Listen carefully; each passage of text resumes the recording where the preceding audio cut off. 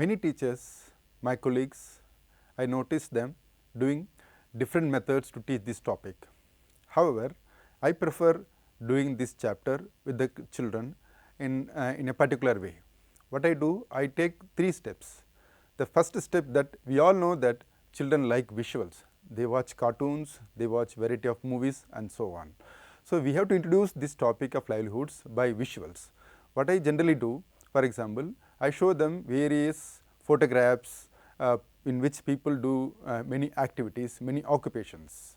In this way, they are familiarized with various economic activities.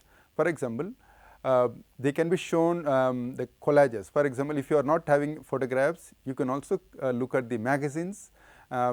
Just cut those visuals which contain people doing various occupations. You can bring it to the classroom. You can show them various visuals. So, when you show them, you can also ask the children, one of them to come to the blackboard and write the list of occupations. When you ask them, it is possible that children may be having variety of local names for different occupations. You can ask, giving the opportunity, freedom to the children to list out those names, the local names, the colloquial names or names in different languages. So, you can ask the children to tell the names, and one student can write on the blackboard. So, this creates a lot of discussion, because children may not be agreeing with the single name for a particular occupation. We all know that India is a country of diversity, and a particular occupation may have more than 50 names. I noticed in many states, when I talk to students and teachers, that a particular occupation, say for example, agricultural labor, has different names. Sheep rearing has different names. So, what happens when you show visuals in the classroom, they try to create a lot of debate in terms of the name alone actually. So, this is the first activity. And second, why I am doing this activity, because children are able to retain the ideas with regard to livelihoods much better when they are shown visuals rather than talking. So, the showing visuals an important activity that I do in the classroom. The second activity I do is that I ask children to do a small homework. I ask them to observe a particular occupation, a single occupation. It may be a roadside vendor, it may be a saloon, it may be a dry cleaner, or whatever the occupations that they come into contact nearby their houses. So, they can be like asked to draw and color it and bring it to the classroom. Every child will be coming with a variety of drawings of the people doing occupations.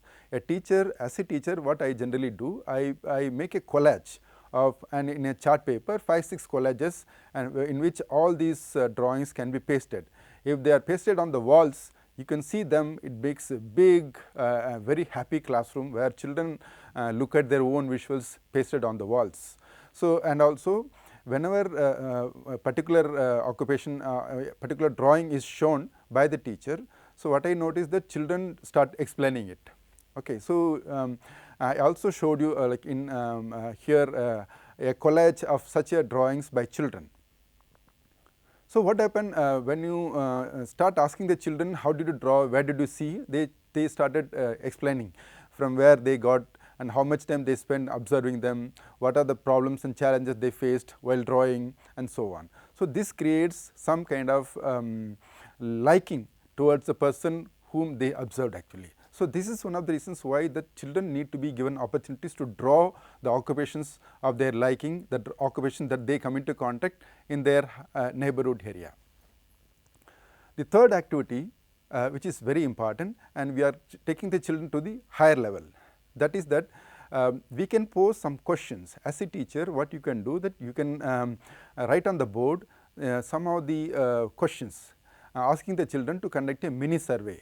A survey is generally done by the governments with big questionnaires, but as a teacher you can prepare a questionnaire with some 12 questions. I am giving you a sample also here for your reference.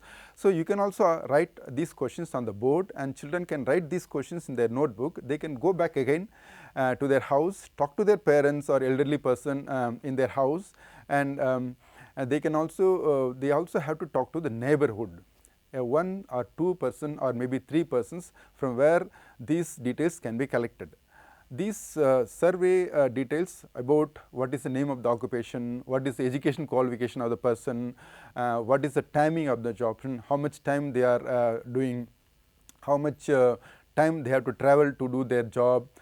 Many parents may be traveling for 3 to 4 hours also to go to the workplace, and they also take 2 hours, 3 hours to come back from workplace also. So, children know all these things, but if they are collecting data from their neighborhood and they will bring it the survey data to the classroom, that will make a very lively discussion point. For example, if there is a classroom of say 30 students, what you can I generally did was that, like I asked the students to form groups of 5 to 6 children, and each group can be guided by the teacher that to summarize the survey that they collected. All the details they collected, they can be summarized. How to summarize this mini survey also, you can as a teacher, you can help them to do a summary, and you can also give them a sample of how a collection of data can be summarized and presented. So, each group, after like summarizing all the details that they collected in the mini survey, they can present in the classroom. If there are 30 students, if 6 groups are explaining the summary of their survey, and it will bring a lot of discussion in the classroom. For example, they will come to know that why wages are different for different people, why the people working in a government jobs are earning much better than the private sector, why the business people are earning much better than the roadside vendors, why the females are paid less than the male, though they may be doing the same job, why the educated persons are not are getting higher wages than the uneducated person. And you can also come to know that what kind of other practices, what are the challenges these people are facing in their workplace. You can make this activity as a dynamic in the classroom after children bringing their data into the class, and as a part of post survey, and help them to understand this topic of livelihoods much better.